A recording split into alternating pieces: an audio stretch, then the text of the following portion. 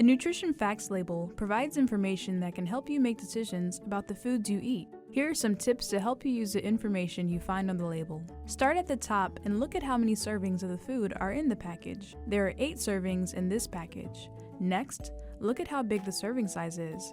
We can see for this item, the serving size is 1 cup. Pay attention to the size and number of servings you eat or drink, as it may be bigger or smaller than the serving size listed. Below the serving size is calories. The thing to remember with calories is that you may consume more or less than what is listed on the label based on the number of servings you eat. For example, if you ate 2 cups of this food item, you would be consuming 460 calories. Everyone has different amounts of calories they need for their body, so choose what is right for you. The label also shows some key nutrients that impact your health.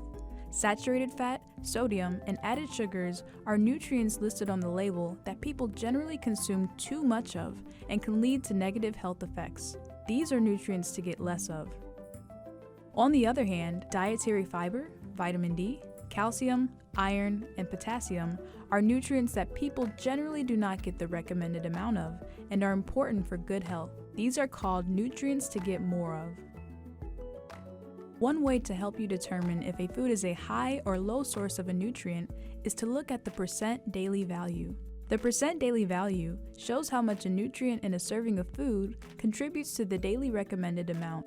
For example, a serving of this food provides 7% of the recommended amount of sodium for the day. A general guide to percent daily value is 5% DV or less is considered low, 20% DV or more is considered high. More often, choose foods that are higher in percent daily value for dietary fiber, vitamin D, calcium, iron, and potassium, and choose foods that are lower in percent daily value for saturated fat, sodium, and added sugars. The next time you go to the store, use these tips to help you choose foods to best meet your nutrition needs.